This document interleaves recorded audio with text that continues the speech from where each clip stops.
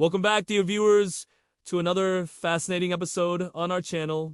Today, we bring you an incredible story from the early days of Islam.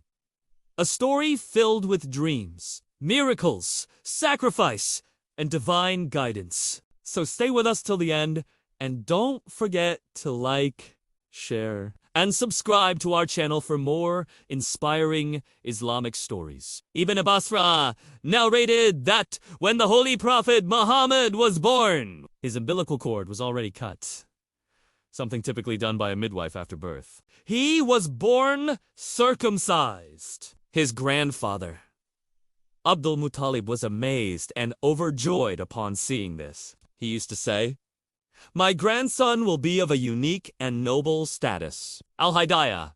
Before the birth of the Prophet, the people of Makkah were suffering from drought and famine.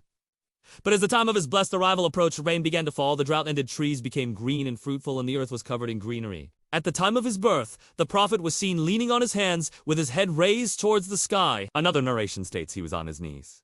That is, in a position of prostration, means Tabaka! His fist was closed, and his index finger was raised, just as we do in prayer. The Prophet said, "When my mother gave birth to me, a light, means nur, emerged from her, and by it the palaces of Seerat-un-Nabi were illuminated." Tabakat, his mother, Lady Omna, said, "During the birth of Muhammad, in the light that appeared, I could even see the necks of the camels in Bus." Imam Suhaili wrote that at the moment of his birth, the Prophet praised Allah. One narration mentions, he said, "Allahu Akbar kabiran, walhamdulillahi katira, wa subhan Allahi bukratan, wa asela." Allah is the greatest in abundance. All praise is due to Allah in abundance, and I glorify Allah morning and evening. As for the day of his birth, there is consensus that it was a Monday. He was born at dawn around the time of Fajr. There are various narrations regarding the exact date of birth. Some say 12th Rabi, others say 8th or 2nd Rabi. Based on astronomical calculations, some historians conclude it was 9th Rabi. What is agreed upon is that the month was Rabi Alu and the day was Monday. It is also said that he received prophethood on a Monday, he migrated to Medina on a Monday, and he passed away on a Monday. The Prophet was born in the year known as Amalfil, means the year of the elephant. This year was named so because Abaha, the Christian ruler of Yemen, marched on Makkah with elephants to destroy the Kaaba. The Prophet was born shortly after this event. The story goes, Abraha saw that during the Hajj season, people flocked to Makkah to perform pilgrimage at the Kaaba. He asked his people, "Where do these people go?" They replied, "They go to Makkah to perform Hajj at the Kaaba." He asked, "What is the Kaaba made of?" They replied, "Stones." He asked, "What is its covering made of?" They replied, "It is clothed with striped cloth that comes from our region." Abraham was a Christian. After hearing the whole story, he said, "By the Messiah, I will build a house better than this Kaaba for your people." So, he had a house built using red, white, yellow, and black stones. He decorated it with gold and silver, installed multiple doors, embedded golden plates into it, and adorned it with jewels. A large ruby was placed in the center. Curtains were hung, incense arrangements were made, and musk was applied so thickly to its walls that they turned black and the jewels were no longer visible. Then he announced to the people, "Now there is no need for you to go to Makkah to perform Hajj. I have built a new Kaaba for you here. Therefore, perform its tawaf circumambulation instead." For several years, some tribes actually performed Hajj there, stayed in retreat itikaf, and performed the rituals of Hajj at this fake shrine. However, an Arab man named Nufail from the Kasham tribe could not tolerate this. He was deeply disturbed by this artificial Kaaba. Eventually, he made up his mind to defile this building. One night, he secretly entered it and spread filth all over. When Abraham found out, he became furious and said, "This act must have been committed by an Arab in defense of their Kaaba. I will demolish their Kaaba stone by stone." He wrote to the rulers of Syria and Abyssinia, requesting them to send an elephant named Mahamud, which was the largest elephant ever seen on earth. Once the elephant arrived, Abrahah set out with his army toward Makkah. When his forces reached near Makkah, Abrahah ordered them to loot the animals of the locals. Under his orders, the soldiers seized the animals, including some camels belonging to Abdul-Muttalib. Nufail was also part of Abrahah's army and was a friend of Abdul-Muttalib. Abdul-Muttalib met with him and talked about his camels. Nufail then said to Abrahah, the leader of the Quraysh, Abdul-Muttalib wishes to meet you. He is the chief of all Arabs, a man of great dignity and influence. He is generous, gives horses to people, donates to the needy, and feeds others. This was how Abdul-Muttalib was introduced. Abrahah agreed to meet him. Abrahah asked, "Tell me, what do you want?" Abdul-Muttalib replied, "I want my camels back." Abrahah was surprised and said, "I was told you are the leader of the Arabs, a man of honor and dignity. But now I feel I was misinformed. I thought you'd talk to me about the Kaaba, which I've come to destroy and which is a symbol of honor for all of you. But you haven't mentioned it at all and are only concerned about your camels." "What's the meaning of this?" Abdul-Muttalib replied.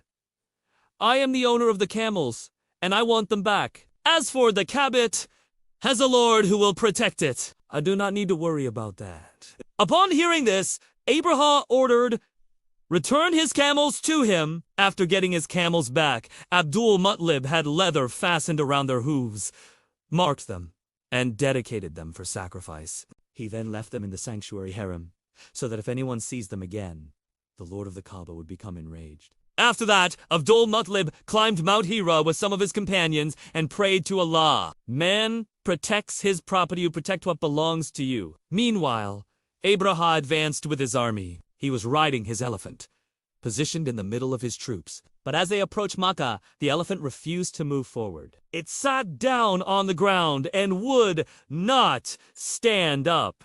The handlers tried everything, hit it on the head, stabbed it with spears, but it wouldn't move. Then they tried turning the elephant towards Yemen, and it immediately started walking in that direction. But as soon as they turned it back toward Makkah, it sat down again. They repeated this several times. Finally, Abrahah ordered the elephant to be intoxicated with wine, thinking that in a drunken state it wouldn't resist. But even that didn't work. While the attempts to make the elephant of Abrahah move continued, suddenly Allah Almighty sent flocks of birds ababil from the direction of the sea. They came like swarms of locusts. On the other hand, Abdul-Muttalib entered Makkah. He went to the harem and held the chain of the Kaaba's door, praying for victory against Abrahah and his army. His words were, "O Allah, this servant is protecting his caravan and his people, so you protect your house, the Kaaba. Let not Abrahah's army gain victory. Their strength is nothing before your power.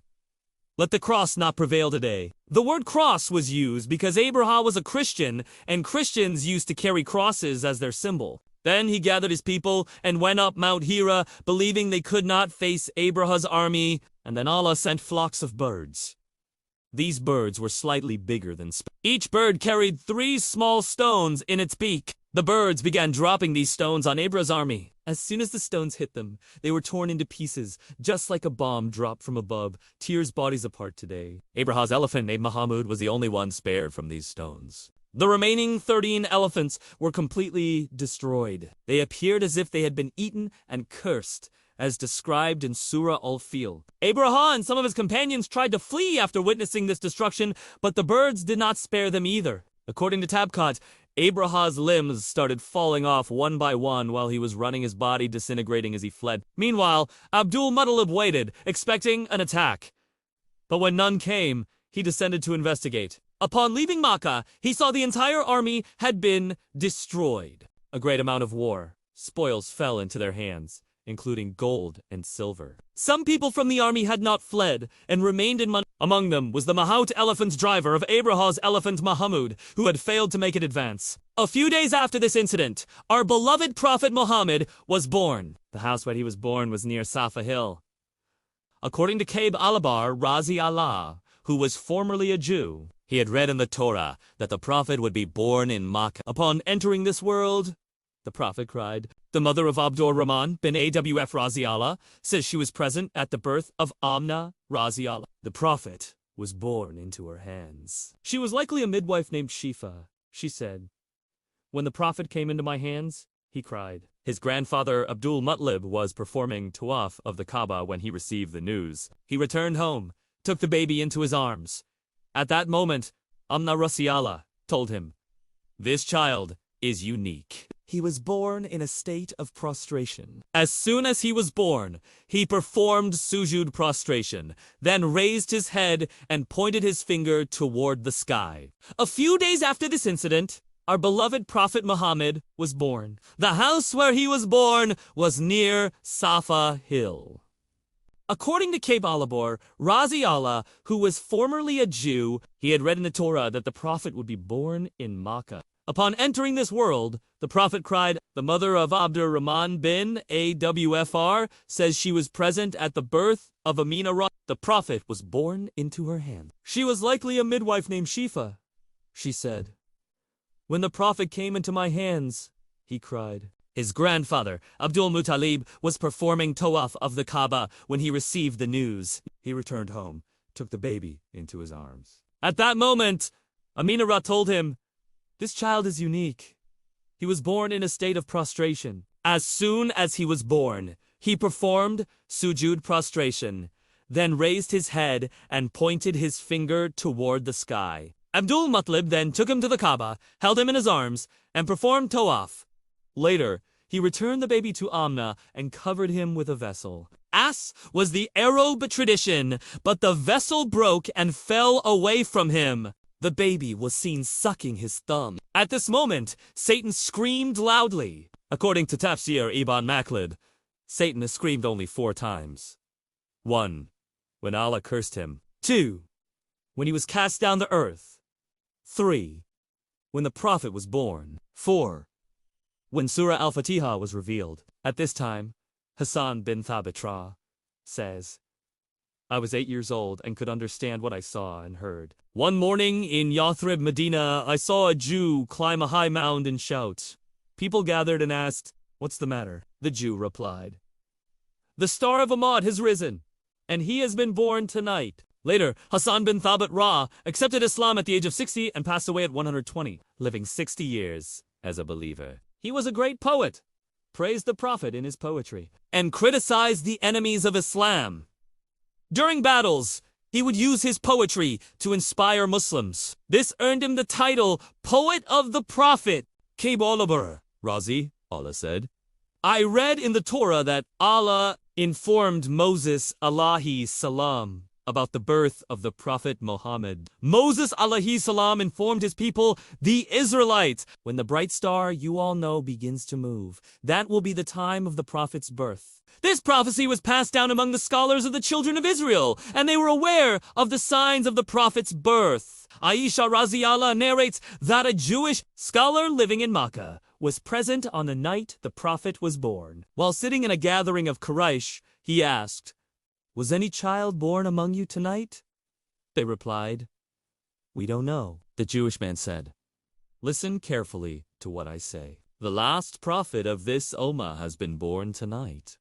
O Kareem, he is from among you. He has a mark near his shoulder, the seal of prophethood, which is covered with thick hair, a sign of prophethood.' He further said, 'One of his signs is that he will not drink milk for 2 nights. These signs are mentioned in the old scriptures. Allama ibn Hajar has written that it is indeed true.